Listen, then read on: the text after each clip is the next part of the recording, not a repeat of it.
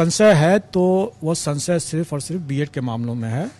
डिप्लोमाधारी के मामले में तो कोई संशय भी नहीं है और उनका हम परीक्षा फल भी घोषित करेंगे। जब परीक्षा हो जाती है तो अभ्यर्थियों से अनुरोध है कि वो रुक करके अपने समक्ष उसको सील करवा लें अपने ओएमआर शीट को, क्योंकि कल को न ये कहने की नौबत आए कि भाई हमने तो दे दिया था लेकिन उनका मिसिंग हो गया।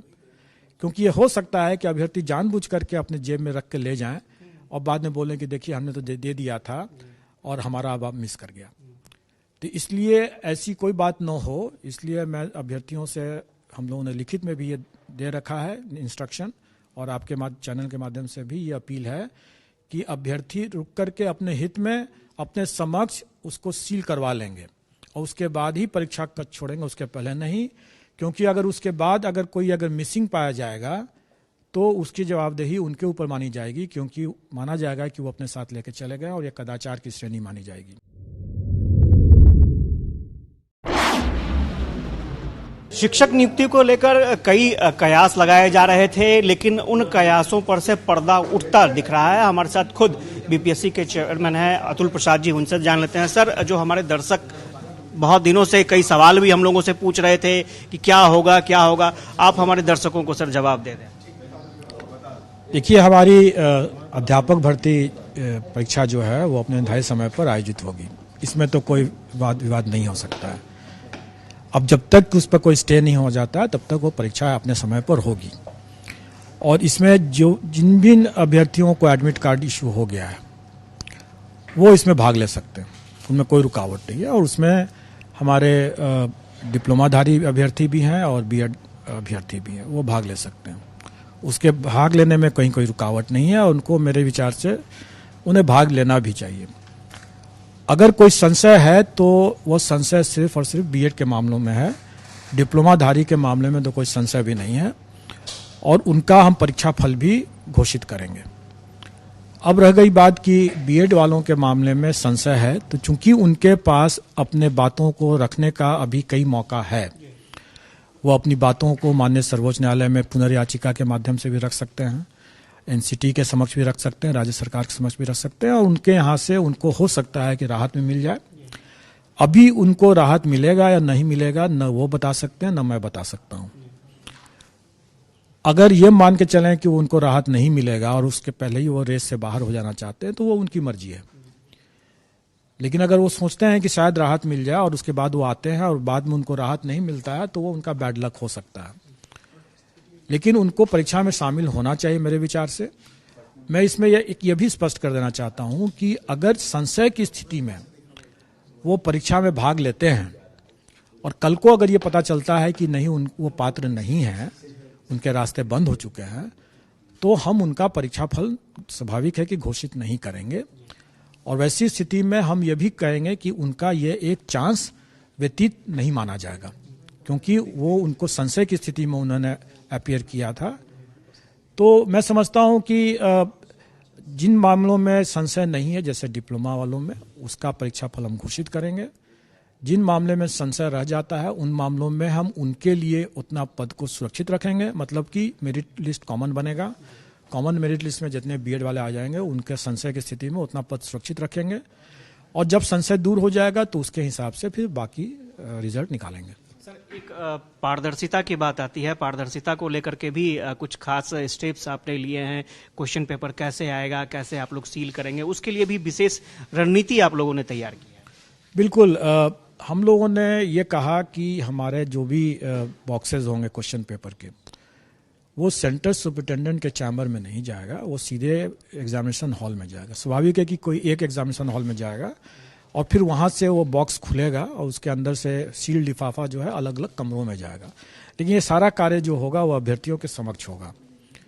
और जब अभ्यर्थी का परीक्षा हो जाती है तो अभ्यर्थियों से अनुरोध है कि वो रुक करके अपने समक्ष उसको सील करवा लें अपने ओएमआर शीट को, क्योंकि कल को न ये कहने की नौबत आए कि भाई हमने तो दे दिया था लेकिन उनका मिसिंग हो गया। क्योंकि ये हो सकता है कि अभ्यर्थी जानबूझ करके अपने जेब में रख के ले जाएं और बाद में बोलें कि देखिए हमने तो दे दिया था और हमारा अब मिस कर गया।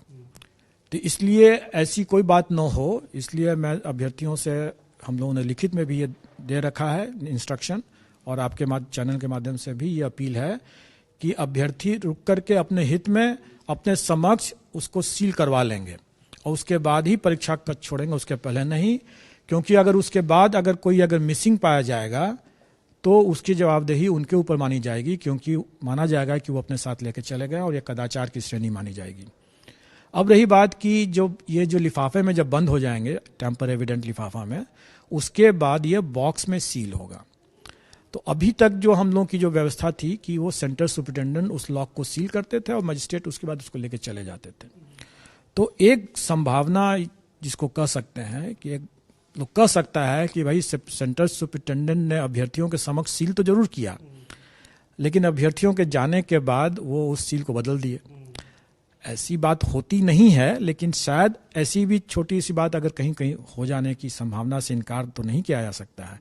इसलिए हम लोगों ने इस बार एक अलग से रिटर्न सीलिंग के लिए एक अलग से व्यवस्था किया है और वो निर्दिष्ट संख्या में, मतलब जितने लॉक्स हैं उसके हिसाब से उतनी ही संख्या में हम लोग उनको सील लिफाफा दिया है, जिसका वो उपयोग करेंगे और उससे लॉक को सील किया जाएगा। तो इस प्रकार वो भी जो एक गुंजाइश थी एक लीकेज की या भ्रष्टाचार की, वो भी अब खत्म हो जाएगा। नेक्स्ट पॉइंट ये भी है कि सारा चीज जो है वो कैमरा लगा रहेगा, परीक्षा कक्ष में भी लगा रहेगा, कंट्रोल रूम में भी लगा रहेगा। कंट्रोल रूम जो है वो सेंटर पर भी रहेगा, डिस्ट्रिक्ट पर भी रहेगा और यह आयोग कार्यालय में भी रहेगा। और हम लोग सेंटर्स का रैंडमली लाइव स्ट्रीमिंग भी वीडियो का करेंगे, ताकि पब्लिक डोमेन में डालेंगे, ताकि कहीं भी घर बैठे भी लोग देख सकते हैं। हमारे कंट्रोल रूम का भी वो लाइव स्ट्रीमिंग हम देंगे, पब्लिक डोमेन में रखने का प्रयास करेंगे।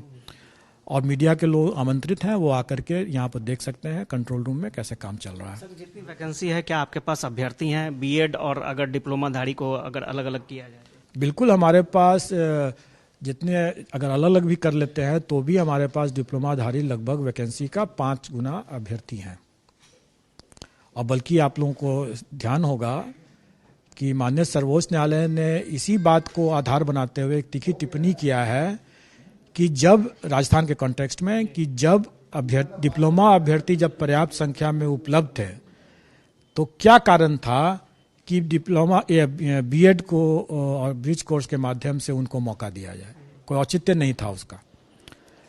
ये माननीय सर्वोच्च न्यायालय ने साफ साफ अपनी तीखी टिप्पणी में किया है। और यही कारण भी है कि हमारे पास जब पर्याप्त संख्या में डिप्लोमा अभ्यर्थी हैं तो वैसी स्थिति में हमारे पास कोई औचित्य नहीं है कि हम परीक्षा को स्टे करें या परीक्षा फल को स्टे करें। 20 से 25 सितंबर तक रिजल्ट आ रहा है सर, रिकॉर्ड समय में रिजल्ट आ रहा है और बीपीएससी के लिए भी ये चुनौतीपूर्ण स्थिति थी। हाँ, ये बिल्कुल आप सही कह रहे हैं, ये हमारे लिए भी एक चुनौती तो बिल्कुल है।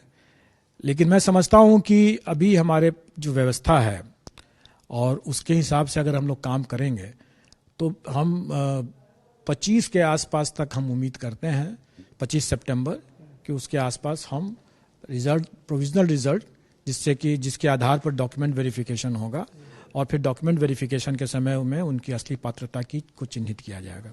वो हम लोग प्रोविजनल रिजल्ट हम लोग निकाल देंगे। धन्यवाद। तो आपने सुना कि किस तरह से बीपीएससी ने तैयारी की है, तो हड़बड़ाना नहीं है, एग्जाम जरूर देना है और आगे फिर क्या होगा वो देखा जाएगा। लेकिन सबसे पहली प्रायोरिटी जो है वो एग्जाम की है। बीपीएससी भी तैयार है और अभ्यर्थी भी एग्जाम में शामिल जरूर हो, ये बीपीएससी के चेयरमैन का सुझाव है। कैमरा पर्सन सुनील के साथ आशुतोष चंद्र, न्यूज़ पटना।